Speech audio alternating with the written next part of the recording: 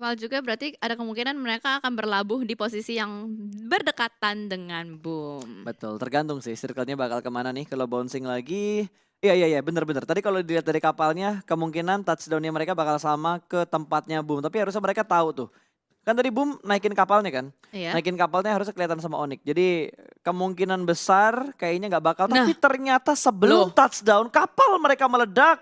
Dua Dur. pemain, tiga pemain dari, dua pemain aja ternyata dari Onyx langsung saja dipulangkan secara instan. Karena tidak ada kesempatan revive ketika kalian knock di laut. Aduh, langsung saja diamankan dua player dari Onyx.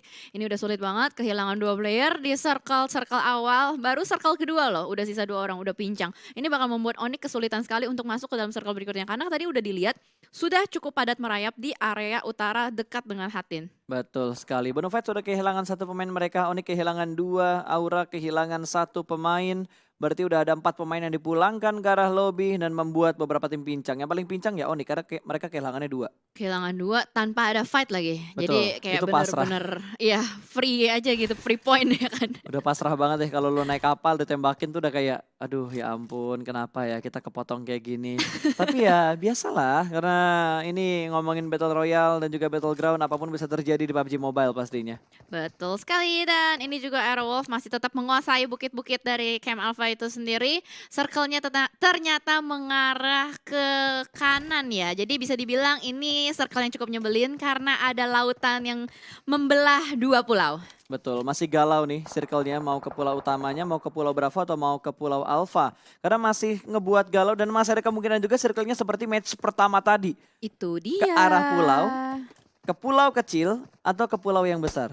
Itu Tapi dia. tapi itu pulau besarnya juga nggak bakal langsung masuk ke bibir pantai ataupun ke atas tebing karena udah bener-bener di ujung banget kan kalau kita flashback sedikit ke match pertama untuk circle di Sunhawk-nya. Benar, karena balik lagi kalau misalkan udah circle yang ngebelah-belah seperti itu, emang jatuhnya gambling sih. Either lu bakal melakukan split, ada dua yang diutus ke pulau yang berbeda, atau lebih ke arah ada penjagaan-penjagaan di pinggiran-pinggiran aja, lebih ke choke point-nya. Betul, nyari tempat yang kira-kira bisa motong rotasi dari tim lain dan Aura kali ini yang kembali berkumpul kembali bertemu ternyata dengan Boom di mana Poundbeat dipaksa mundur ke belakang untuk lebih berkumpul kembali dan di belakang mereka ternyata ada poin yang sedang melakukan rotasi ditembakin dari arah belakang satu orang cukup low tapi masih bisa bersembunyi ternyata Boom.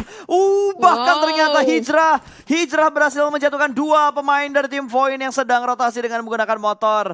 Tembakan yang bagus lolos dari Fokker tertembak oleh Hijrah. Yes, betul banget. Karena itu memang Vespa dengan kecepatan yang nggak terlalu tinggi ya. Bakal dengan sangat mudah untuk di spray down. Apalagi tadi dari Hijrah pun mendapatkan angle yang cukup nyaman untuk mendapatkan 2 player dari Void. Dan Asa kayaknya bakal terjun ke bawah tapi udah nggak bisa ngapa-ngapain. Sementara itu di sisi lain Hijrah ter-takedown masih bisa di revive sih harusnya. Itu darahnya nggak berkurang, harusnya udah dipegang, tinggal Harusnya. menunggu Hijrahnya bangkit kembali. Dan sudah berhasil di revive ternyata, belum ada follow up dari 2 pemain Void, tapi di belakang mereka ternyata masih ada Onyx. Ternyata nggak sedikit tim-tim yang berpikir untuk rotasi lewat daerah ataupun melalui jalur sekitar barat, arah barat. Arah barat dari circle yang ketiganya.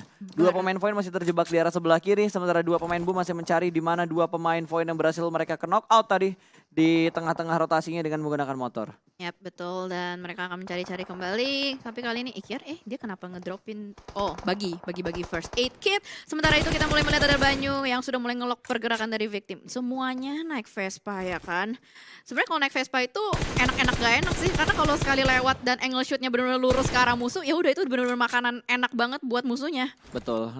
Betul. Itu tapping yang bagus banget juga dari seorang Banyu dengan scope 3-nya tadi berhasil mencicil damage yang lumayan sakit. Dan kali ini Nick punya angle shoot ternyata berjuka arah Boom sekarang sudah mulai mendapatkan tekanan yang begitu berat dari Onyx yang berada di belakang mereka. Masih terus di press ternyata kali ini cukup percaya diri Nick untuk maju ke bagian depan dan mendapatkan killnya ke arah Hijrah karena Hijrah berhasil di take down dan Hijrah pun tenggelam. Oke.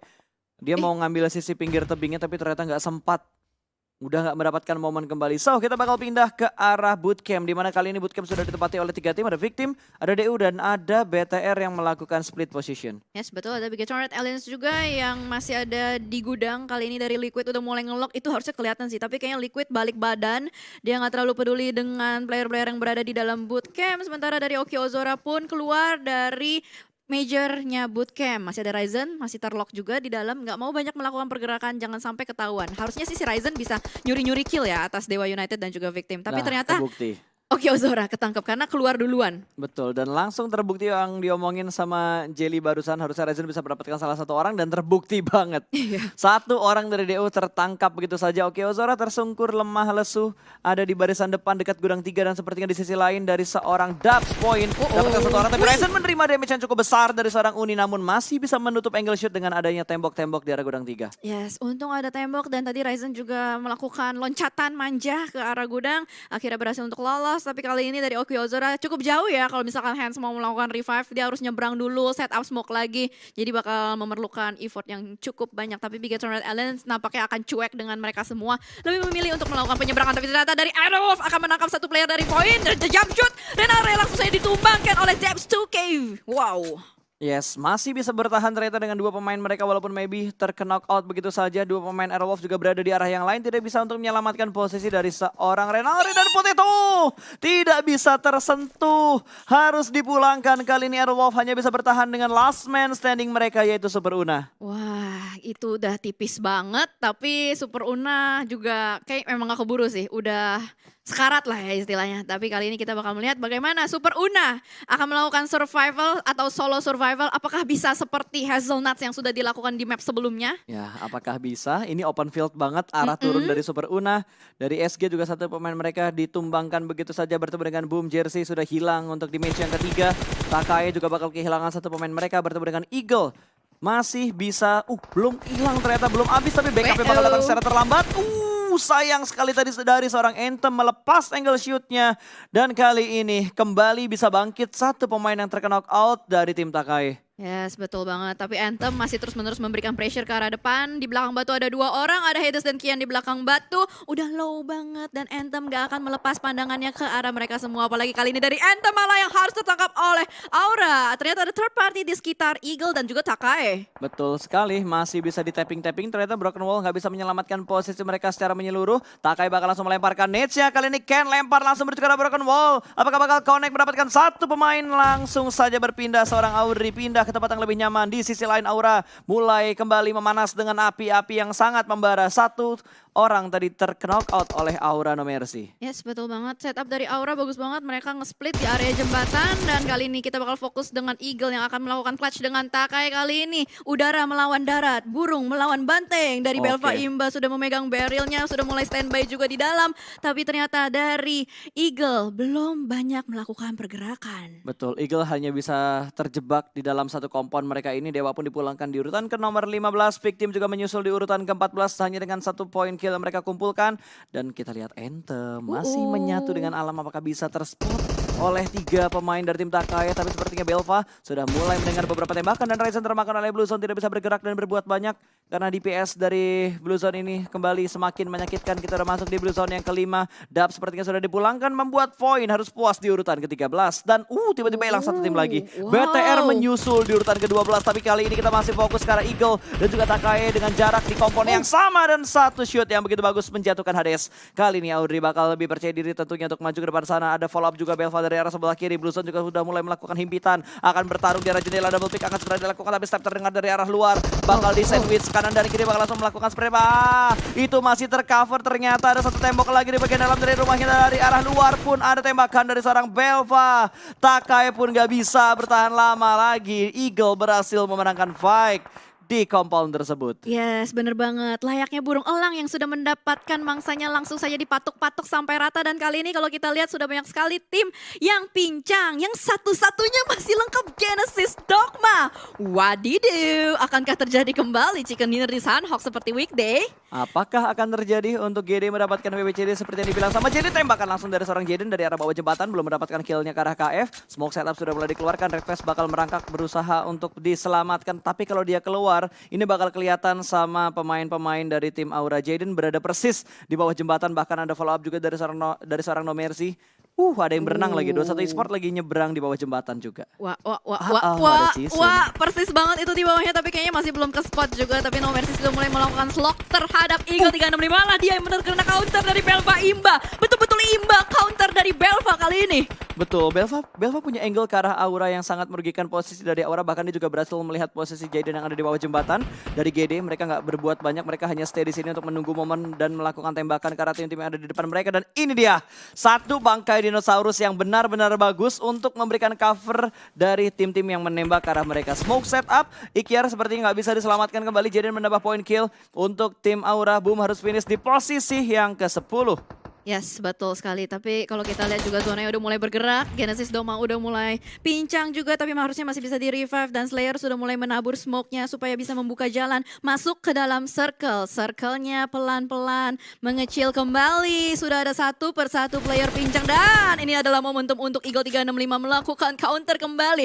Satu player sudah berhasil diamankan. Dan masih ada Genesis Dogma lainnya di sebelah lain. Betul, ada Nichil tadi yang berhasil touchdown. Sedikit masuk ke dalam zona. Apakah bisa mempertahankan posisi dari GD saat ini, dan posisinya terbuka karena smoke sudah mulai hilang, dan Lizard memanfaatkan kesempatan ini untuk mendapatkan kill ke arah tim Eagle. Bahkan dua pemain berhasil diamankan, salah satunya sudah dipulangkan menuju ke arah lobby. Steal kill.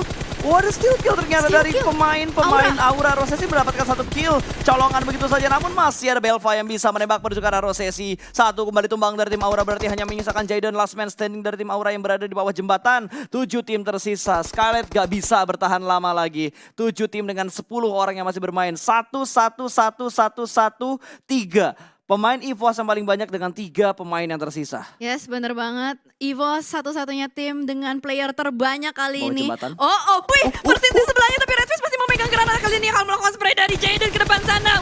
Apakah berhasil 1 lawan 2? This is the moment. Jaden mengganti senjata dengan Phantom. 2 berhasil diratain oleh Aura Jaden.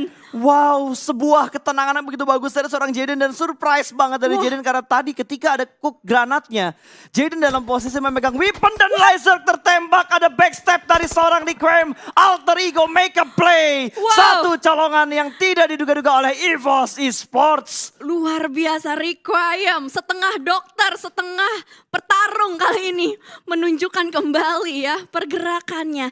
Dan yang masih berada di dalam circle kali ini sementara ada Belva, Imba dan juga Jaden. Tapi posisinya sudah saling mengetahui satu sama lain. Cisun gak bisa berbuat banyak, hanya berenang-berenang saja sambil nungguin Blue Zone-nya mengecil. Betul, Cisun bakal berenang kembali masuk menuju ke arah zona, namun dia nggak terlalu ngotot untuk masuk ke dalam zona. Dia nggak bisa menggunakan edkit karena dia berada di arah air. Berada di arah air, dia butuh touchdown, butuh menginjakan kaki di daratan kalau misalkan dia mau melakukan healing. Ini jaraknya udah berdekatan semua dan menuju ke arah jembatan. Bakal ditembak langsung menuju ke arah seorang Jaden. Kali ini bakal ada distraction dari arah atas. Ternyata Jaden bakal dipulangkan terlebih dahulu, dan Cisun mendapatkan sebuah momen. Wow, winner chicken dinner untuk 21 Esports di Sunhawk match ketiga Super Weekend pertama.